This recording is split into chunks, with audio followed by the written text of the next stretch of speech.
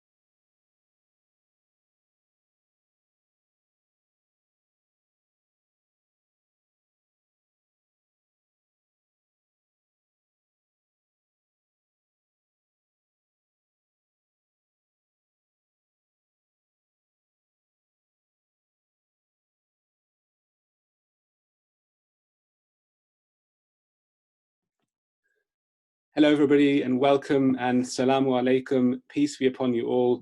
Welcome to this Muslims in Rail special webinar on how the rail industry prepares for a pandemic. My name is Hassan Ahmed. I'm a senior member of Muslims in Rail. On behalf of us, I'd like to just reiterate my gratefulness to our guest speaker today, Andrew Love. This will be the third of a mini series of webinars that Muslims in Rail has conducted over this month of Ramadan. We hope to do some more on different variety of topics, but I'm really excited about today's one, which is on a very pertinent technical topic, relevant to all of us in our industry, to understand and contextualize what's obviously happened, how the rail industry has fared, and also will give, I'm sure, some hint and indication as to where things are going to go in the future, as hopefully the government begins in coming weeks and months to relax the lockdown and reopen society. So it's, as I mentioned, it's my pleasure to introduce our speaker. I hope he doesn't mind me saying he's an industry expert in this regard. He is Andrew Love, the head of train control and signaling at SNC-Lavalin. He leads a team of experienced team in both conventional signaling and cutting-edge train control on mainline, metro, and APM infrastructure. Andrew started his career as a signaling and control systems trainee at London Underground. Following a master's degree in electrical and information sciences at Peterhouse, Cambridge University, he managed signaling and power maintenance on 2 lines, then worked in signaling design. In 2000, he joined Atkins, reaching professional head of metro signaling, and in 2013, he joined SNC-Lavalin. Andrew also sits on the IRSC Education Professional Development Committee and sponsors and lectures study classes to prepare candidates for the IRSC professional examinations. So needless to say, you'll be in great hands over the next 40 minutes or so for this presentation. I'm really looking forward to it. Just a quick sort of housekeeping point on Zoom, which I think everybody has already done. In any case, you won't need to use your mics or cameras for this, so please keep them deactivated. If you have any questions, we do want your questions, though. Please type them into the chat box, and at the end of the session, we'll hopefully allow some time for Andrew to field some of the good questions. I'm sure there'll be many good questions throughout the presentation. So that's been myself. I'd like to hand over to Andrew, please. Okay, thank you very much. I'll just change over. Hopefully you can now see my slides. Excellent. Yes. Good. So thank you very much for your kind introduction. I first presented a version of this paper on whole railway resilience to the Institution of Railway Signalling Engineers at their Aspect 2019 International Conference in November 2019.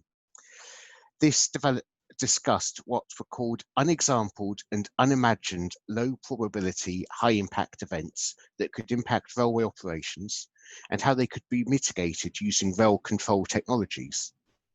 Based on the UK's National Risk Register, I chose to use pandemic flu as an example, and I apologised at the time for pandemic sounding a little bit far-fetched. And using that example, I outlined how it might affect a railway and how the impacts could be mitigated. November feels like a very long time ago now, and I'm getting quite a lot of interest from people who think that I'm some sort of authority in this area. Oops. The presentation I'm going to do today is based on what I presented last November. I've deliberately changed as little as possible so you can see what was predictable and the differences between what I thought then and the reality that we're now currently living in. I hope these differences will form part of the Q&A session that will follow the presentation. Many railways understandably focus their attention on improving safety and reliability into eliminating the causes of the most commonly experienced incidents. However, this approach neglects the mitigation of low probability, high impact events that might only be experienced once in the life of the transit network, but would be significant and potentially catastrophic should they occur. And examples of these other than pandemics might be wide-scale power or communication failures or earthquakes or something like that. And although such risks exist throughout and also beyond the railway system, this presentation covers how they can be identified, how they can be significantly mitigated, and how their impact can be managed through the railway's communications, telemetry, and operational control subsystems. I'm sure there are many lessons here that are readily transferable to many other railway disciplines. So when I first put the text together for the paper, I was scratching my head for low probability, high impact events that didn't sound, well, improbable. I put the paper in May 2019, and in the few weeks after submitting the paper, I suddenly had a whole range of low probability, high impact event examples. So in mid-July, we had an unprecedented week-long outage of the Galileo satellite navigation system, which is the European satellite navigation system.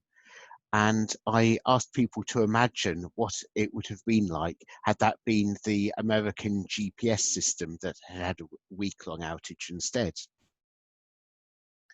On the 9th of August, we saw the National Grid frequency excursion in the UK, which caused power cuts across the country and chaos on the railways, another low probability impact event.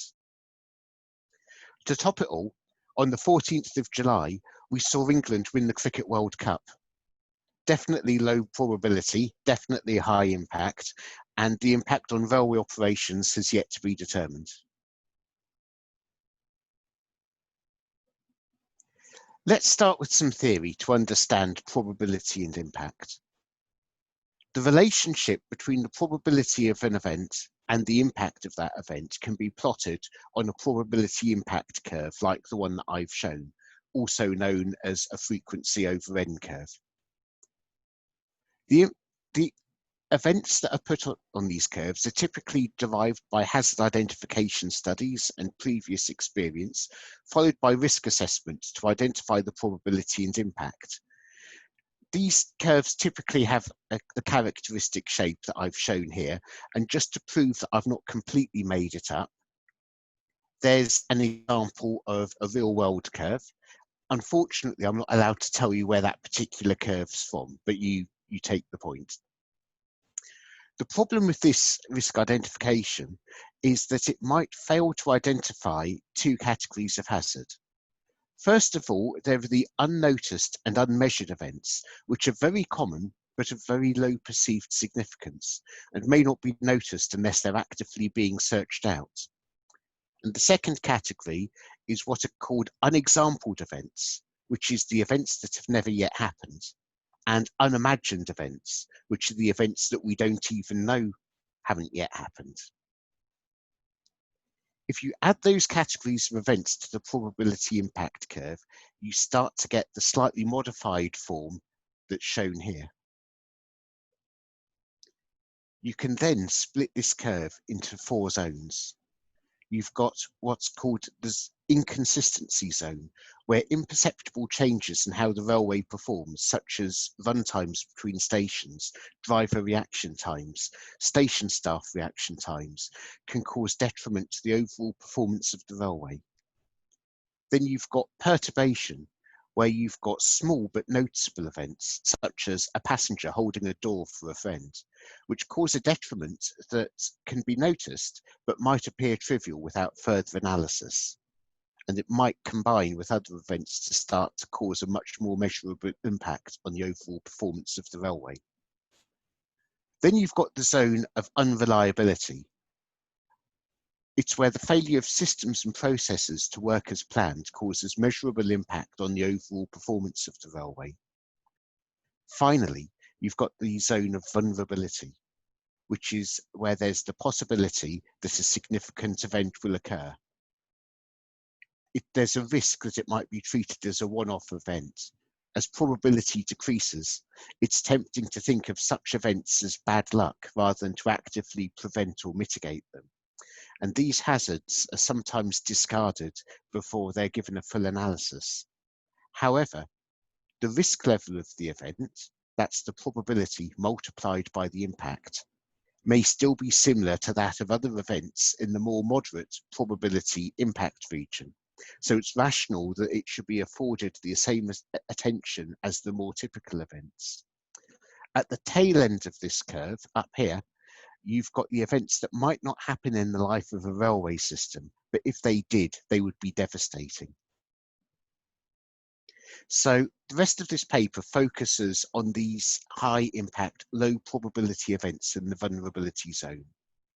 For signalling engineers like myself, this feels slightly more like home territory because we're taught to identify and mitigate these issues when designing train control systems.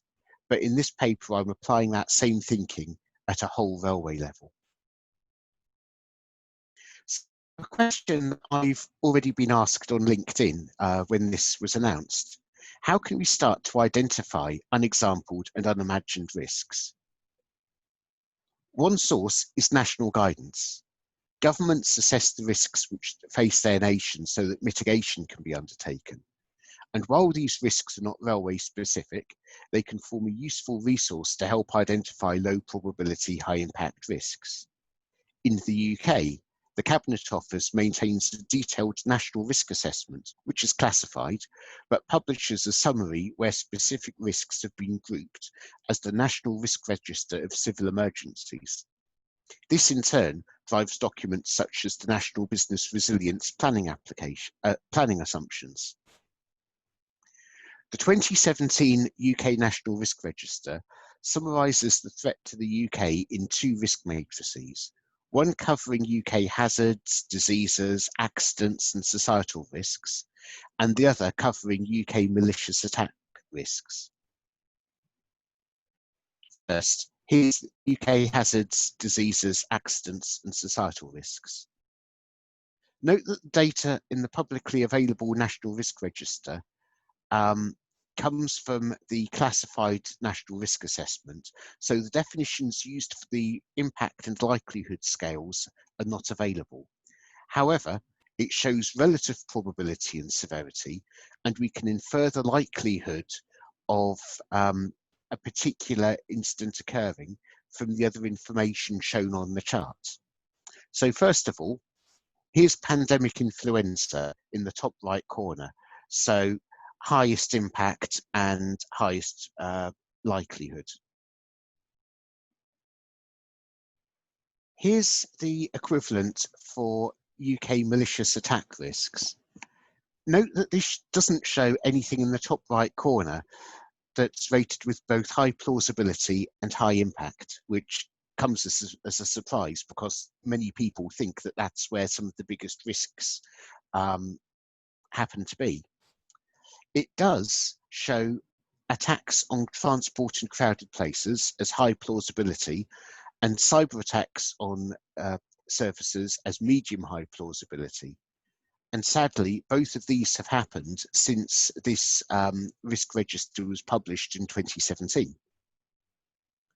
So of these two charts, the most top right of all the risks was pandemic flu. In November, I decided that to maintain some sort of vestige of scientific credibility, I ought to examine that in my paper. To be honest, I would far rather have examined something far more exotic like space weather or cyber attacks or national blackouts instead. It's still worth bearing those things in mind. Just because we're currently living through a pandemic and that particular risk has emerged, it doesn't mean that the probability of other events on these matrices has decreased. And in fact, the probability of some of them may have increased as we're having to do with reduced levels of inspection and maintenance. We're putting infrastructure to different uses, and we're using people who may not have the same level of expertise to undertake critical works to plug gaps caused by increased demands and sickness amongst the workforce. Any event has secondary impacts such as these, and we'd do well to bear every other risk on these risk matrices in focus when we're considering COVID-19. One example that I will give is that in the past couple of days, there was a significant gas leak in India, and when a plastic production plant was restarted following a stoppage for COVID mitigation. And unfortunately, the secondary effect there killed a number of people and put several hundred people in hospital. It's an example of how, because we are doing something out of the ordinary because of COVID, there is now a secondary effect. Back to pandemic flu. In November, when I first put this slide together, I was very careful to quote my sources, as I wouldn't have expected the audience to believe these figures otherwise. In a pandemic, up to 50% of the UK population was expected to experience symptoms. 15 to 20% absence rates were expected in the peak fortnight of the pandemic. And where you've got small or specialised teams, clearly that's more significant.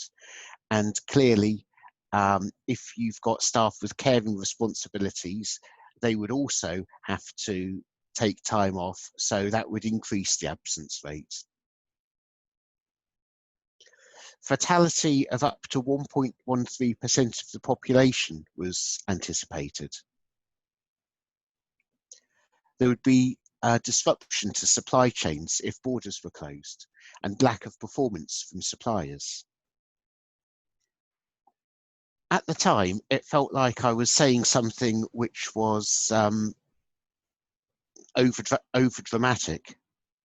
I think that knowing where we know now, it might actually be that these assumptions, although they're very similar to what we're seeing at the moment, might even be below what we're expecting.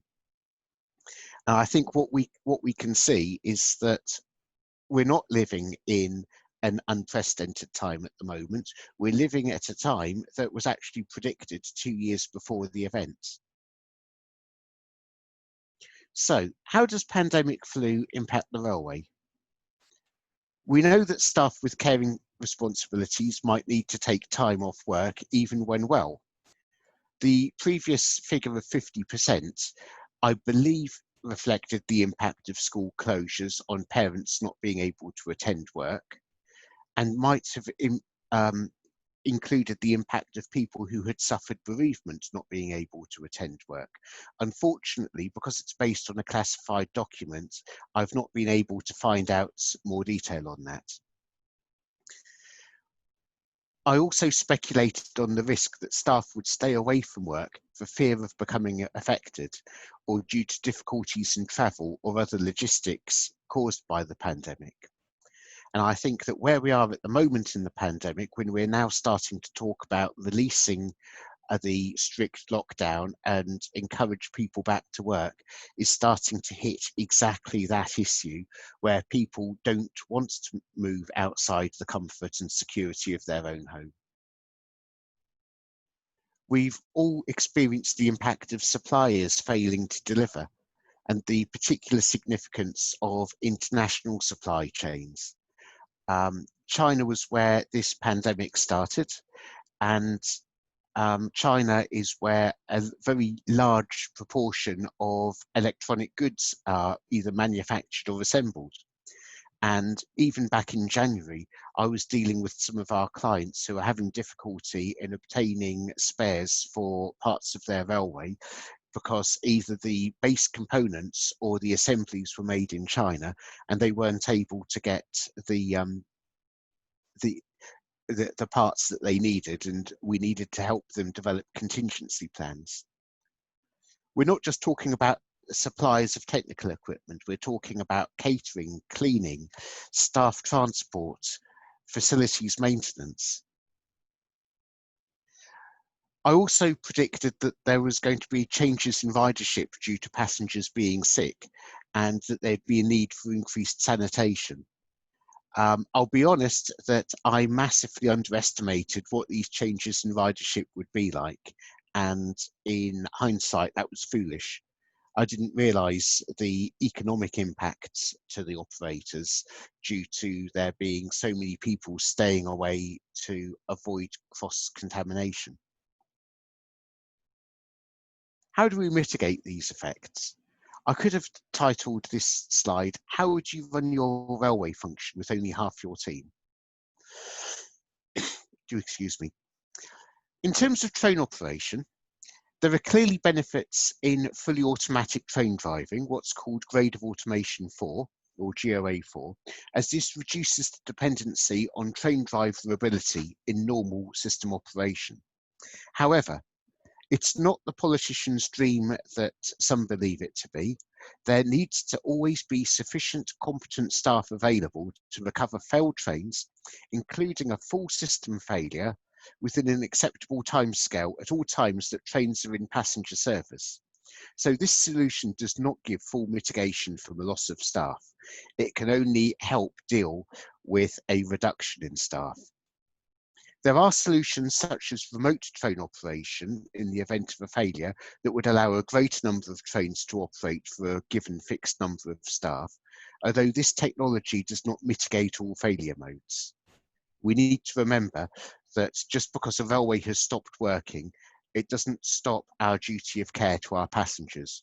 As an industry, we have a duty of care to our passengers until the very last passenger has left railway premises. In terms of station operation, many railways around the world have started demanning stations and using SCADA technologies for remote operation. As with train operation, staff teams still need to be available to deal with degraded conditions, whether that's misbehaving assets or misbehaving passengers, but a reduction in staffing is still achievable. Having moved the operation of assets, the response to help point activations, the provision of information, and the monitoring of security systems into the Service Control Centre, it might then be able to move that function a little bit further. Considering service control, we know that increased automation at service control facilities has reduced the staffing requirements to operate a given train service over the years, but it's likewise increased the impact of any particular staff member being unavailable. Typically, simple automatic route setting systems, as have been used on the UK mainline, drastically reduce the staffing requirement for regular operation, but tend to fail to maintain that reduction during degraded modes of operation. The more strategic approach of traffic management systems around the world is now allowing that greater reduction to be maintained during degraded modes of operation. With modern IP-based control systems and good quality broadband links to people's homes, I believe that we've reached the age where some service control staff can actually work from home. and that can maintain productivity of staff who are unable to travel to work or who wish to avoid cross-infection but who are otherwise fit to work. To be clear, I do not believe that the control room can be completely demanned. The ability to carry out a safe evacuation in the event of a major failure or incident needs to be safeguarded, but many activities can be supported by staff who are off-site with appropriately resilient arrangements. This might include supporting passenger information, such as responding to station or train help point calls. It might include providing audio or visual information on stations and trains. It might be planning real-time service optimization and monitoring CCTV. There are already products available and deployed which provide what's called control center as a service, in use on some US railroads. I believe that we need a new control center subsystem to monitor the availability of remote staff and to ensure real-time communication between site-based and remote staff as if they're in the same room. And I've noted that that's similar to some of the solutions that have been developed by the online multiplayer gaming industry, which allow gamers to communicate in real time. In terms of maintenance, there'll be elements of the maintenance function that can be carried out off-site, ranging from maintenance scheduling to technical support for technicians in the field. Remote diagnostics. This will require access to asset databases, asset documentation, and diagnostic systems. And clearly, there are significant cybersecurity risks that will need to be mitigated for this level of remote access. If insufficient staff or materials are available to carry out routine maintenance, these activities would need to be prioritised, and risk assessment would be required to demonstrate that the railway remains safe despite the changes to maintenance schedules. A key technology to assist with this would be remote condition monitoring. This would give confidence that assets were not outside acceptable operational parameters and would allow the available resource to be focused on maintaining the assets which are closest to failing. Note that there might be increased station and rolling stock maintenance requirements during a pandemic. Passenger and staff-facing services will require regular sanitisation to reduce disease transmission. When failures do occur, the use of redundant systems will reduce the probability of service disruption, even if the fault cannot immediately be rectified, either due to lack of staff or lack of spares. To reduce the probability of running out of spares, the stock holding strategy should be reviewed to identify the impact of suppliers failing to deliver, particularly if international borders are closed. This will indicate where stock holdings need to be increased.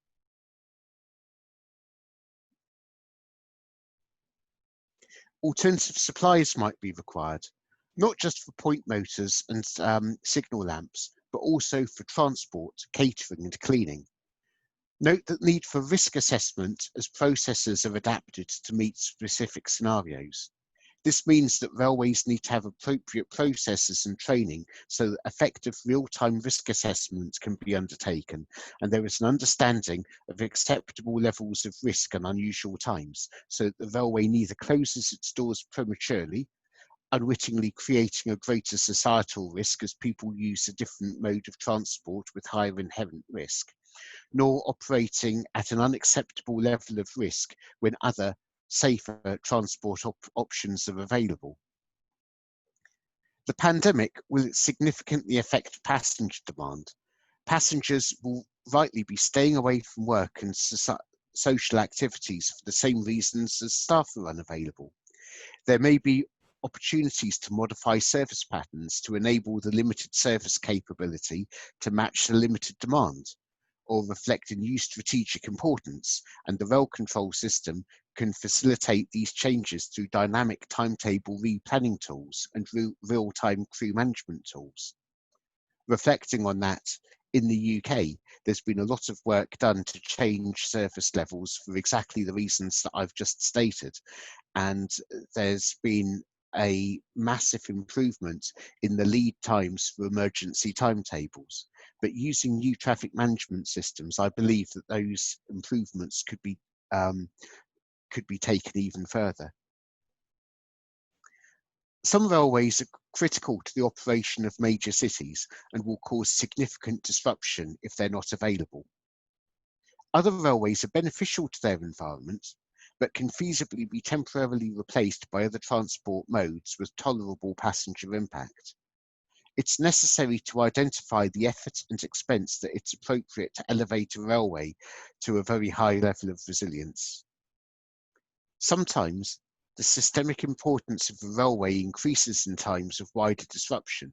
For example, if there are fuel shortages, a railway will see a surge in demand from people unable to drive to work, or in a regional evacuation, a railway might be the most effective means of transporting large numbers of people quickly.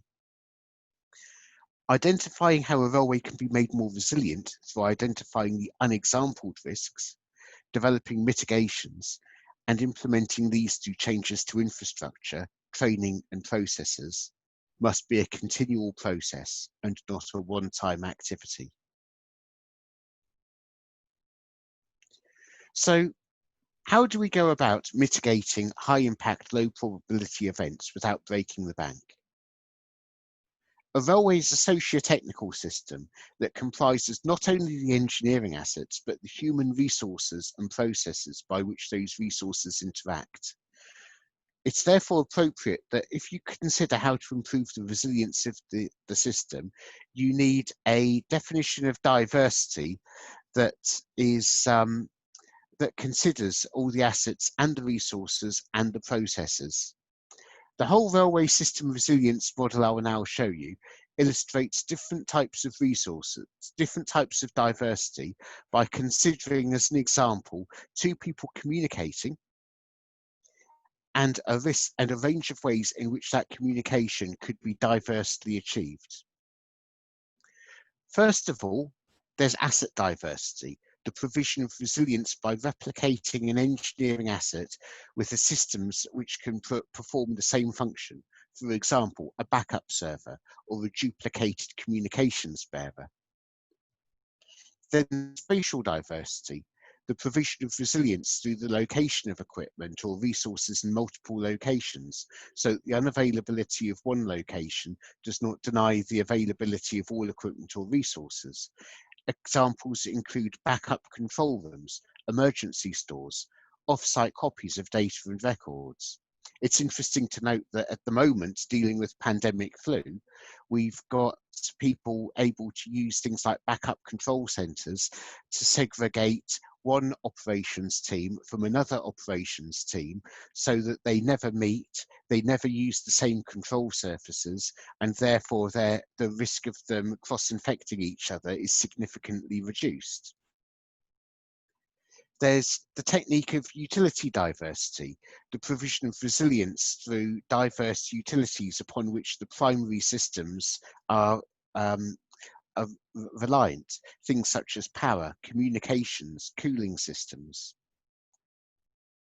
There's resource diversity, providing resilience through having multiple resources who can perform the same function. So, for example, if one station operative becomes unavailable to perform a function, maybe their radios failed or something like that, another resource with the same capabilities can be called upon to perform the same function. There's lateral diversity, which is providing resilience through a different set of subsystems to those comprising the primary system. For example, something such as temporary block working. Even if such a system has a lower availability than the primary system, it can bring overall system benefits, providing that there are no common points of failure. And examples of this might be communicating over a cloud-based system or using public GSM mobile networks when other control room systems have failed. Finally, there's procedural diversity, which is carrying out a function using a manual process.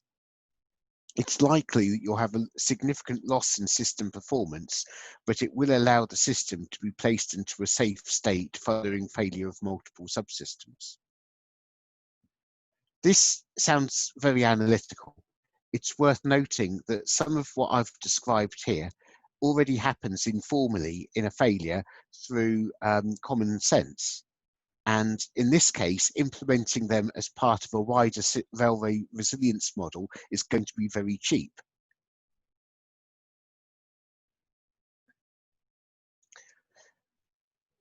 In my writing, the importance of what's called scenario-based rather than asset-based thinking. For engineers like myself, that's always a change because engineers build assets, whereas scenarios happen to operators. And that comes up with alternatives to the traditional idea of providing a backup control facility, because a backup control facility is an asset rather than a response to a scenario. I prefer to talk about mobile and decentralized backup control facilities with decision support, as they are much more resilient to the kind of scenarios that real operators face. A particular problem for the unexampled and unimagined events that I talked about earlier is that systems in a control room, such as SCADA and CCTV, might not give a full indication of the nature of an incident. An example of this was when the London Underground network was bombed on the 7th of July 2005. The first explosion was originally interpreted in the control room as a failure of a high voltage cable, as the initial symptoms were a localized loss of power supplies and a loud bang, and the second explosion was initially thought to be a derailment. I've seen the information that the people in the control room were working from on that day, and I have to say that this is no criticism of them whatsoever. Had I been provided with the same information, I would have reached exactly the same conclusions. The ever-increasing level of CCTV coverage and SCADA monitoring is offset by the increase in train and station automation, which leads to a decrease in staff observation levels. Control centre staff on a fully automated system, for example, cannot call upon the train driver to describe an incident. They have to rely on communications and SCADA systems, which might also be failing due to the incident. This lack of situational awareness increases the probability of incorrect assumptions about the nature of an incident, and therefore suboptimal decisions on how to recover the service or evacuate passengers. Situational awareness is therefore essential for controlling transport infrastructure. Even if an incident does not affect your own infrastructure, it might drive unusual passenger demand. For example, you form an alternative route, or unusual passenger behaviour, or changes in nature to threaten railway infrastructure at a later stage in an incident. Many control rooms are equipped with a dedicated TV news screen, access to dedicated weather stations, or access to information from adjacent infrastructures. Driverless systems benefit very greatly from real-time display of real-time condition monitoring data. If there's no longer a driver available to report a rough ride, which could be a developing track defect, an on-train measurement of noise or vibration is the next best substitute. However, there's a lag in information being reported on news outlets, and remote condition monitoring data needs interpretation to spot anomalies, so these systems are not a perfect solution. I've proposed that in the age of social media and high proportions of passengers carrying smartphones, we can now start to get near-instant photos and comments from the site of anything which happens out of the ordinary.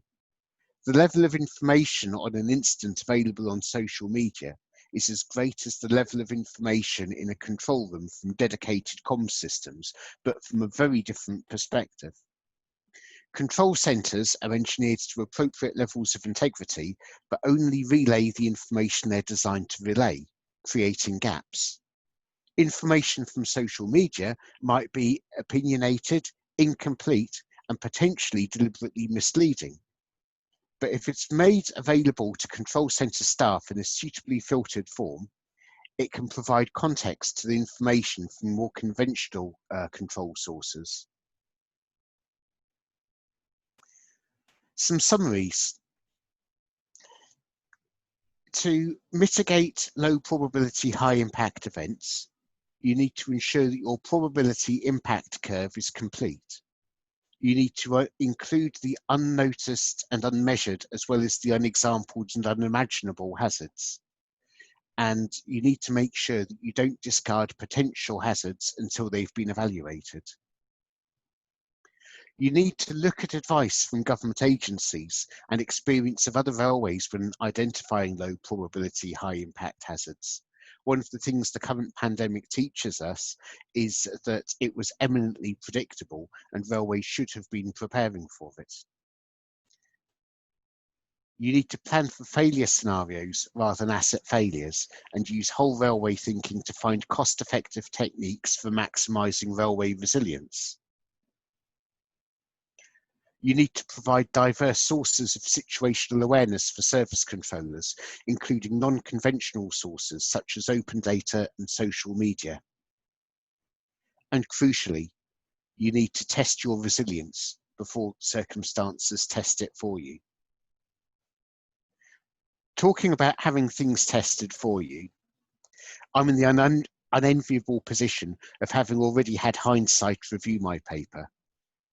Whilst the scenario figures are similar, there are many differences.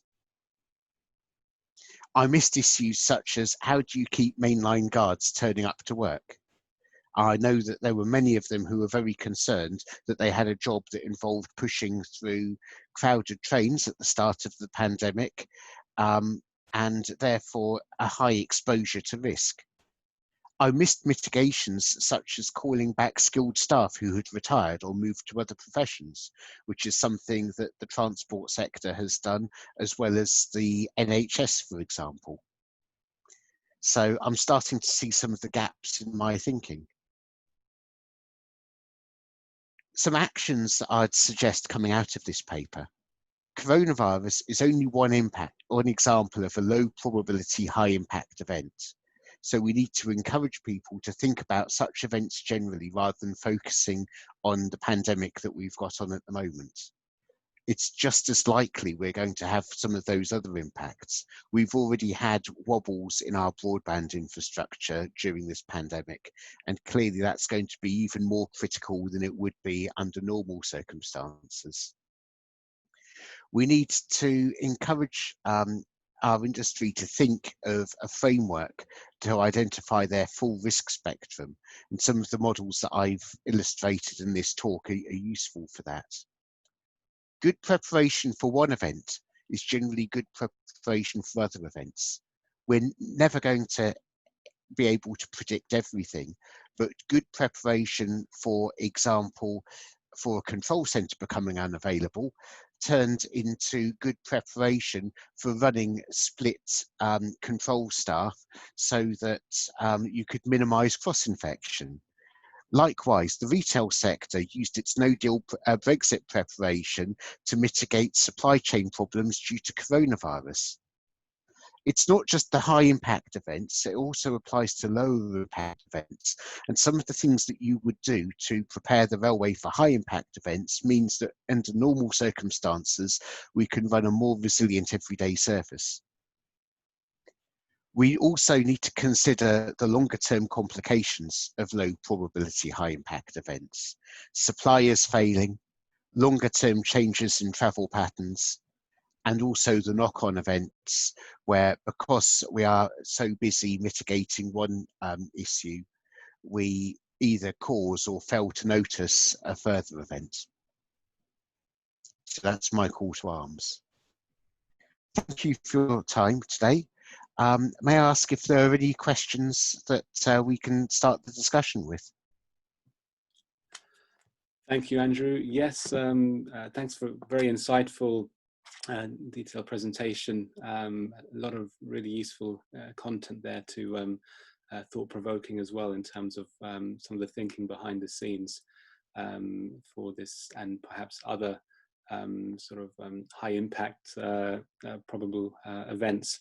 We've got a number of questions in. covering a range of sort of different areas. Some are more commercial orientated, some are talking from a sort of staffing inclusion perspective. I'll start with one from Mia, which is, I guess, more sort of in tune around the technical content.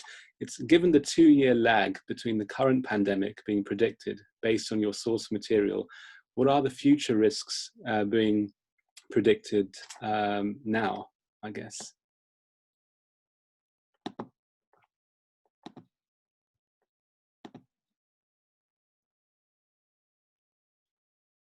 Oops, sorry, bear with me. Hello?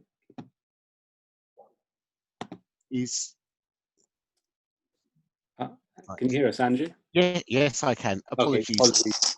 I think my network dropped out there. So, was there a first question that I didn't hear? Or it was the question, given the 2-year lag between the current pandemic being predicted based on your source material, what are the future risks being predicted now, I guess? So looking ahead for what do you think comes in mind that we should be planning for in the future? looking at the risk matrix, I think that we had a very close call with a national power failure last August, and under different circumstances, that could have been very much more significant. I know that there are two answers to that question. One is, how do you prevent it from happening? And the second is, how do you keep passengers safe as a power failure like that happens? And I've seen many different railways plan for that particular scenario in different ways. And there are some that are exceedingly good and have centralized power backup and can maintain their own power to critical assets and load shed non-critical assets for long enough to get everyone out of their system. It maintains the communication systems, it maintains the emergency lighting systems, it maintains the ventilation systems. And following that, then it's a case of asset protection. And I've seen other railways that for various reasons might not have such a comprehensive arrangement in place. I don't think there are that many that are absolutely derelict in their duty, but clearly as you go around the world and you see different railways, you see different levels of preparedness there. I think that increasingly we need to think about extreme weather, which has a much more localized impact.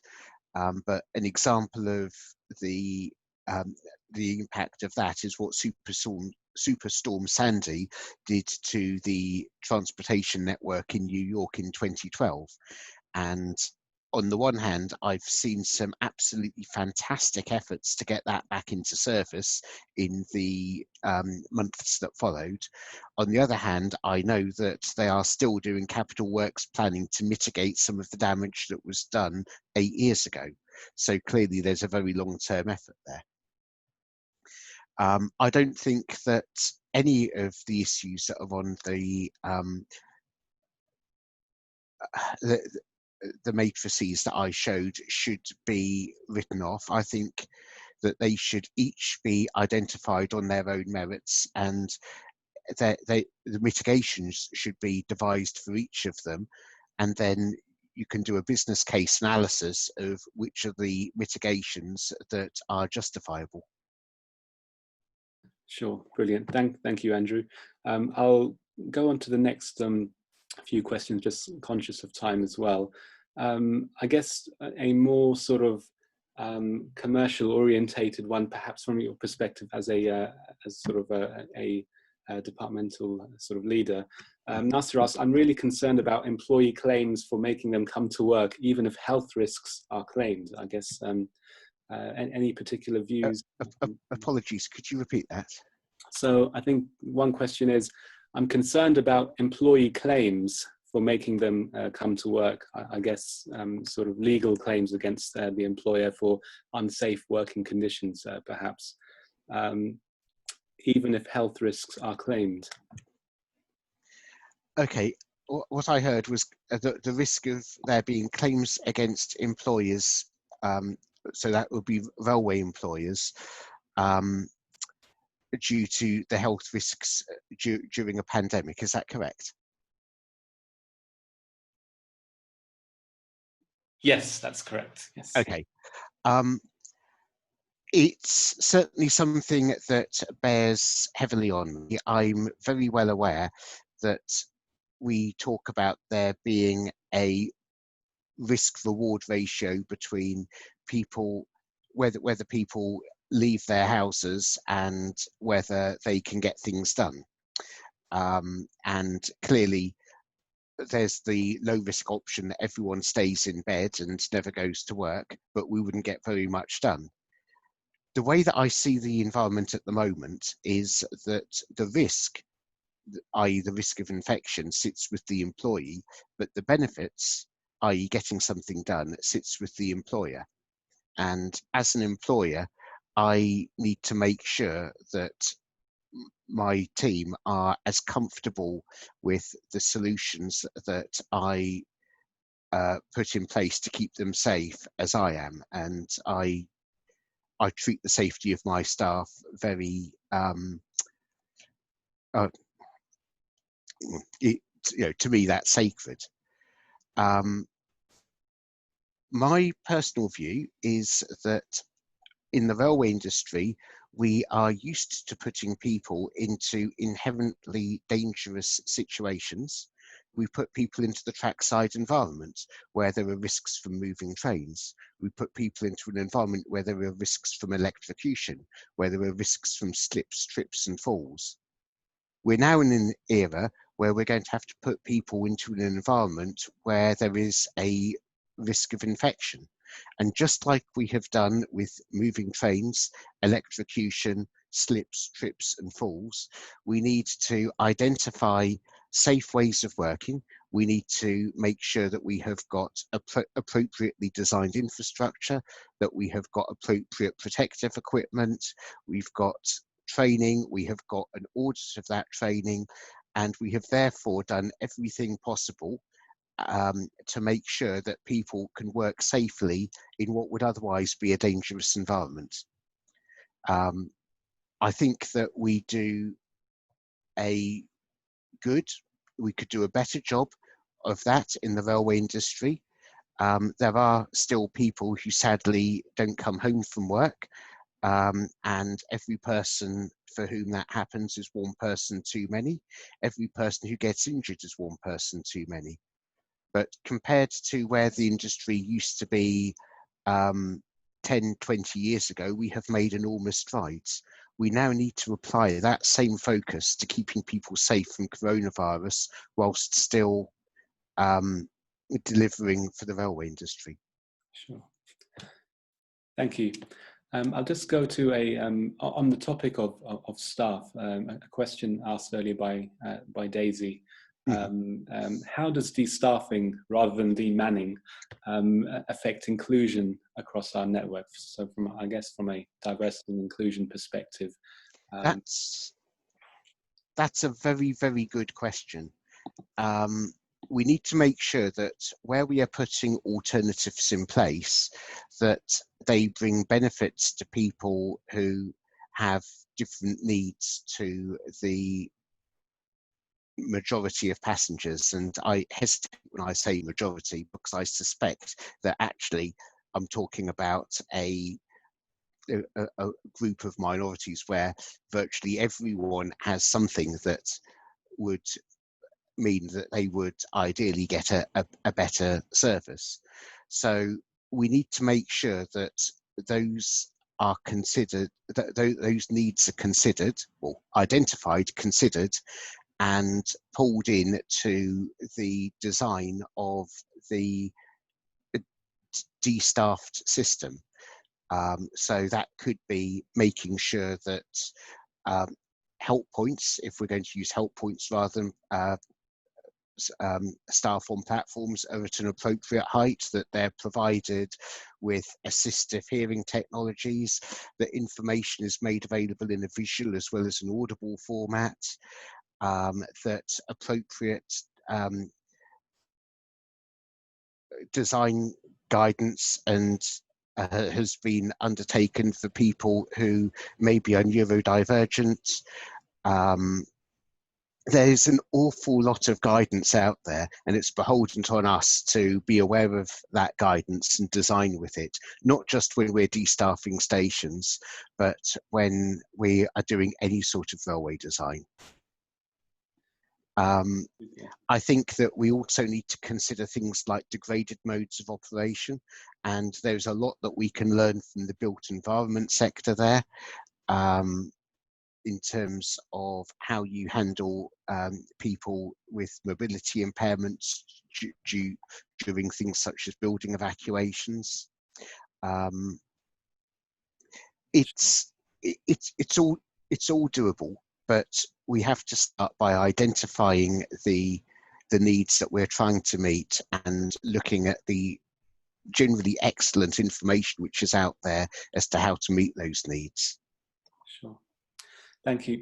We've had some other really good questions come in. I think we've got time for maybe one or two more, and then perhaps with Andrew's permission, we could potentially continue the debate over LinkedIn if you have any questions, maybe offline. Certainly. Which we haven't been able to, apologies, cover in the time slot. So again, similar to sort of from a staffing perspective, Charlie asks, do you think that resilience techniques should be considered and incorporated into the training of apprentices? For example, ensuring all new starters who drive have immediate access to driving courses and network rail devices in this respect? I think that every infrastructure should identify its approach to resilience, and then it should implement that approach to resilience. Whether that means that people get particular courses or particular devices straight away still needs to be determined. I think that there is an awful lot that you can do with people first entering the industry to help with resilience. One of the things that I try to do with my own graduates is to give them as broad a view of the railway as possible so that they can put everything into context and make balanced decisions. And when the best laid plans of mice and men get thrown up in the air by events, they have got a broad idea of what an appropriate response would be rather than a siloed approach. So for the apprentices first coming into the industry, I think that a broad industry approach is valuable. I think that there are some lovely examples. There was an incident about 5 years ago now when they were doing the upgrade at Victoria Station that a concrete pumping exercise went wrong, and instead of the concrete staying in its form, it started to slowly fill up a Victoria Line signalling equipment room. Fortunately, there was somebody on site who knew that if you dissolve sugar in concrete, it stops the sugar from setting. So somebody was able to run upstairs and get all the sugar out of the local Sainsbury's and start tipping bags of it into the cement and walking round, and meaning that they could take the cement out with a shovel rather than a jackhammer, which would have been catastrophic for the equipment that was in that room. That knowledge is the sort of thing that if you were doing some sort of structured training would never get passed on. It's the sort of benefit that you get from apprentice schemes where people learn on the job and they learn by doing, and they get the breadth of experience. And in that case, it meant that what could have been potentially weeks of outage turned into half a day of outage and a start with good service the next morning. So I believe in breadth of knowledge. Thank you, Andrew. Really appreciate your time and terrific presentation and your time for questions and answers.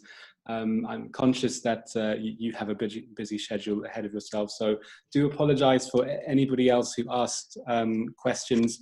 Hopefully, Andrew will be available on LinkedIn. You can reach out to him to sort of ask questions. I'd like to just, if I may, just end by thanking everybody. It's been a really good turnout, and hopefully you've all benefited and enjoyed the presentation. I'd like to just very finally end with something on behalf of Muslims in Rail, connecting, growing and inspiring people working or seeking a career in the rail industry. As mentioned at the beginning, it is still the month of Ramadan, the holy month of fasting for Muslims around the world, and including within the rail industry. And one of the things that Muslims in Rail does every year for the past sort of 4 years is a charitable campaign around fasting and Ramadan. So if you would like to try out a fast, or even just maybe a skipped meal, and just in solidarity for people who are suffering, please consider that and donate your unspent lunch money to the Fast Money campaign. This year, of course, we are supporting the people who are suffering financial destitution and poverty here in the UK because of the coronavirus pandemic, and they're not able to reach out for government support. They don't qualify for various reasons. So thankfully, we've almost hit our target. You can see there. I've put the link on the chat box. Whatever you can spare, guys, a few pounds would go a long way to help us reach our target and to help people in this situation. But on behalf of myself and Hassan Ahmed from Muslims in Rail and Muslims in Rail in general, thank you again to Andrew, and thank you all for joining and taking part in this debate. And do follow us on LinkedIn to maybe continue the conversation. So hope you all have a great day. Thank you very much. Bye-bye. Thank you.